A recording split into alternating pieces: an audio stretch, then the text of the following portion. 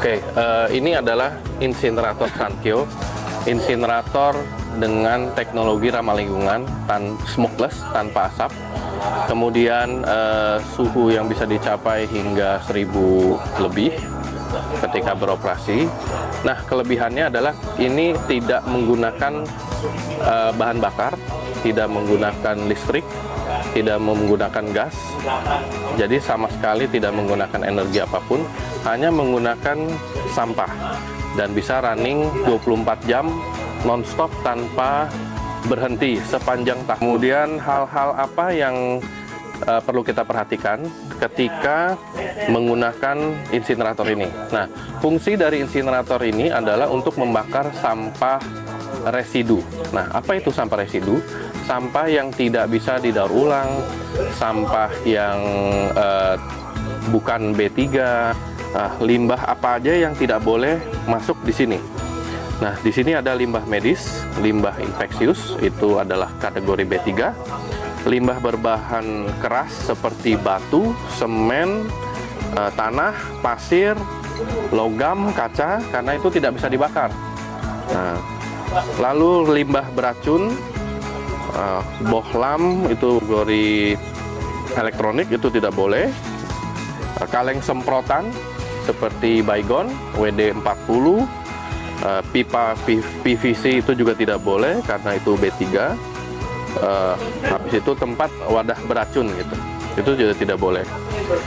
Nah, lalu yang keempat, semua bahan yang mudah meledak seperti minyak, gas, korek api, bom, gas LPG. Kemudian yang terakhir nomor 5 adalah limbah basah seperti limbah organik basah, sisa makanan, kemudian kuah-kuah, air. Nah, itu limbah air jangan masuk ke sini. Nah, kemudian juga tidak boleh menyemprot air. Nah, itu hal-hal yang perlu diperhatikan. Nah, sampah yang masuk ke sini jenis sampah apa sih? Nah, sampahnya itu adalah sampah yang bisa terbakar, kategori rumah tangga yang tidak bisa didaur ulang. Nah, seperti misalnya contoh tisu bekas, kotak makan bekas, terus pampers, pembalut. Nah, itu semua kategori yang biasanya akan berakhir di TPA akan kita musnahkan di sini, sehingga kita menciptakan zero waste gitu. Sekarang saya mau jelasin tentang pintu-pintu ini dan cara fungsinya seperti apa. Pertama, saya mulai dari paling atas. Atas ini adalah untuk pintu abu terbang. Nah, jadi ketika kita pembakaran, nanti udaranya masuk, nanti ada pembakaran kan biasa ada serpihan terbang, nah, dia akan lewat sini dan terperangkap di sini. Nah, kita udah ada sekop. Nah, sekop ini adalah sekop untuk mendorong abu terbang. Nah, nanti kita pakai kursi, tinggal dorong aja. Kita dorong, nanti dorong sampai ke belakang, ada ruangan kedua di chamber kedua. Nah, nanti abunya kita turunin ke sana, baru nanti kita keluarin. Kita lanjut. Ini adalah pintu utama untuk memasukkan sampah. Kemudian kita ada pintu kedua. Nah, pintu kedua ini untuk start api. Nanti kita akan masukkan sampah seperti kertas, kayak gini kan. Nanti kita pakai korek api. Nah, nanti tinggal apinya otomatis akan besar sendiri. Nah, kemudian kita ada pintu paling bawah. Itu adalah pintu di mana abu turun. Nah, jadi pintu ini adalah pintu memasukkan sampah baru. Pintu ini setelah sampah sudah setengah terbakar.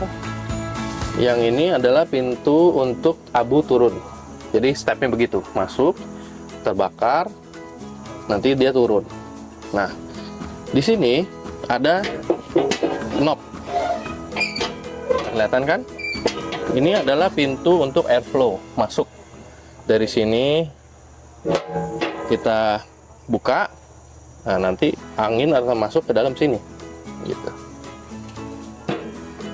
Oke, nanti kita tutup. Ini adalah pintu chamber kedua, kita bilangnya, di ruangan 2, di mana angin setelah pembakaran ada abu terbang, dia akan terperangkap di sini, di chamber kedua. Nah, di chamber kedua, kemudian angin akan naik ke atas, dia akan terperangkap debu halusnya di chamber ketiga. Nah, ini nanti kita bisa pakai yang sekop tadi itu untuk dorong, menurunkan abunya ke sini, ke bawah. Kemudian nanti kita ada serokan, kita ambil, kita keluarkan di drum abu. Nanti kita perlu siapkan drum abu sementara untuk menampung abu. Abu ada 3, satu di depan, di bawah, pintu depan bawah, satu di sini, satu lagi di sini. Nah, yang di atas ini harus didorong karena kan panas. Kalau kita keluarin abunya panas-panas kan takut kena mata, melukai. Nah, jadi kita dorong aja ke sini, baru kita serok. Oke. Untuk prosedur awal pemakaian insinerator, kita perlu menyiapkan sampah, kardus, kertas, kemudian kayu-kayu seperti kayu palet ini, kayu palet kayak gini, atau kayu-kayu pohon juga boleh. Kita menyusun sampahnya itu, yang pertama kayu, kertas itu menyusunnya seperti mau menyalakan api unggun di dalam. Jadi kita susun kayunya di atas, kardusnya sama kertasnya di bawah. Jadi kita pemantiknya di bawah. Jadi apinya naik, baru apinya nanti besar. Nanti lama-lama kayunya ini akan menjadi arang. Nah, dimana nanti dia akan memanaskan terus dindingnya sampai suhu lebih dari 700-600 ke atas. Nah, nanti lama-lama dindingnya akan berwarna putih. Nah, ketika dinding sudah berwarna putih, baru kita bisa menyiapkan sampah yang siap dibakar, sampah residu. Oke, sekarang setelah kita sudah menyiapkan kayu dan menyusun kertas dan kardusnya juga, nah kita perlu perhatikan lubang udara juga. Kita perlu perhatikan ini, pastikan sudah terbuka. Oke, sudah terbuka. Kemudian pintu ini boleh kita tutup untuk pembakaran di awal.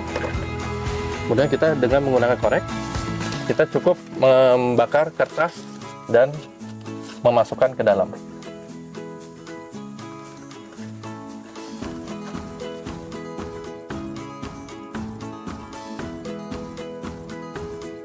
Oke, sekarang kan sudah menyala nih. Pelan-pelan angin akan masuk, dia akan membakar kayunya, lama-lama akan menjadi bara. Nah, sekarang kita perhatikan dulu, ini biarkan buka dulu ya, sampai kira-kira mungkin 5 menit, sampai kita melihat ada sedikit bara-bara kecil, api sudah besar, kira-kira sudah merata, baru kita tutup. Nah, kita bisa perhatikan apinya dari sini. Nah, pintu harus selalu tertutup karena dia akan sirkulasi udaranya akan terjaga. Oke, untuk awal-awal ini kita membakar dengan kayu itu minimal 30 menit. Indikasinya adalah nanti dinding di dalam itu akan awalnya akan berwarna hitam karena suhunya dingin.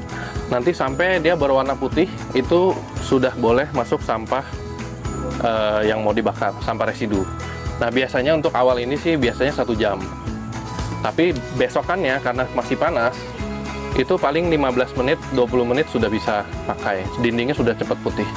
Gitu. Karena dia menyerap panas di dalamnya. Nah, ini kan terlihat sudah api membara ya. Sudah ada sedikit-sedikit bara. Nah, nanti kita perhatikan, oh ternyata apinya udah seperti naga. Nah, ini sudah boleh tutup. Nah, ini sudah boleh tutup. Nah, biarkan sistem secara alami bekerja, secara desain, dia akan sedot api sendiri. Nah, setelah kita kurang lebih udah bakar 1 jam, karena kan ini di awal hari ini. Nah, kita sudah bakar 1 jam. Nah, kita ukur nih suhunya kurang lebih di 600 lebih. Nah, sampai 700 kan. Nah, sudah 700, habis itu kita perhatikan dinding dalamnya sudah putih, tandanya panasnya juga berasa kan, panasnya nih. Nah, kita bisa masuk sampah yang mau dibakar. Nah, silakan. Langsung masuk.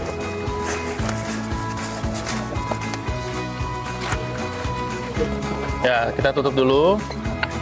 Usahakan pembukaan pintu ini jangan terlalu lama. Jadi ya kurang lebih 30 detik lah. Ya.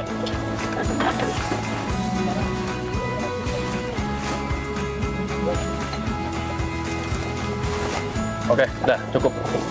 Nah, kalau kita perhatiin tadi kan posisinya di tengah, itu bagus. Jadi kita membentuk begini. Ya, jangan terlalu ke belakang, jangan terlalu ke depan. Kita perhatikan nanti apinya. Kalau misalnya nih suatu saat sampahnya agak basah gitu ya, kan nanti apinya agak redup. Nah, untuk membesarkan api, kita bisa buka sedikit di sini, sebentar untuk naikin api, pancing. Nanti kita perhatiin, oh ternyata apinya udah besar. Tutup. Nah, biarkan dia bakar lagi gitu. Nah, ini sekarang kalau ini lagi berjalan, ini apinya sangat besar. Suhunya akan naik terus di atas 800 derajat. Kita lihat ya. Tuh, udah 700, 800 kan. Sekarang kita lihat kan indikasi apinya besar. Nah, kita perhatikan nanti asapnya. Kalau misalnya asapnya hitam, artinya sampahnya terlalu kering. Nah, kita misalnya masuk, kita tunggu kurang lebih 1 menit. Misalnya ada asap hitam, ternyata dia tidak berubah, makin mengganas hitamnya, artinya kita butuh sampah basah seperti pampers. Jadi kita siapin nih sampahnya, yang mana basah, yang mana kering. Nah, jadi kalau apinya redup, tambah sampah kering. Apinya besar, ganas, tambah sampah basah. Gitu. Jadi kita memainkan api. Nah, kita pastikan api itu selalu harus besar di dalam. Jadi kita jangan sampai apinya redup. Nah, jadi memasukkan sampah nggak boleh terlalu banyak sampai penuh sesak. Udaranya nggak bisa lewat. Apinya kecil, jadi pembakaran tidak sempurna. Itu bisa menyebabkan asap. Ya. Jadi kalau apinya kecil, asap putih, artinya dia nggak ada api. Kita butuh sampah kering, kayu, kardus, kita angkat lagi apinya. Kita mainkan itu yang dari bawah pakai adukan. Kita kasih oksigen lagi, kita akalin supaya bisa apinya naik lagi. Nah, api udah naik baru masuk lagi sampah lagi. Udah. Jadi pembakaran yang kita mau adalah pembakaran yang smokeless, yang di atas. Tidak ada asap, tidak mengganggu. Pembakarannya apinya besar, sampahnya habis gitu. Nah, nanti 1 jam sekali jangan lupa untuk mengecek ini abunya. Jadi tidak boleh terlalu penuh ya. Kalau terlalu penuh harus segera keluarkan, siapkan drumnya. Dah, paling gitu. Oke, sekian. Terima kasih semuanya. Jadi dengan kehadiran alat insinerator, kehadiran alat pirolisis, alat press, alat segala macam yang kita siapkan dalam rangka untuk mendukung pembangunan kelengkapan TPS 3R di Pulau Tebu, ini memberikan semacam semangat kami, ya kan, semangat pemerintah daerah bahwa banyak orang-orang yang ternyata masih care, peduli akan sampah, Pak. Saya dari perwakilan PT Sri Kandi Bakti Prima mengucapkan banyak terima kasih kepada pemerintah daerah Kabupaten Kutai Kartanegara yang telah mempercayakan pengelolaan sampah teknologi ramah lingkungan kepada produk kami, Sankyo Insenerator. Semoga kedepannya kami dapat lebih berpartisipasi dalam pengelolaan sampah. Dan kita sama-sama berharap bahwa sampah habis di tempat. Demikian, terima kasih.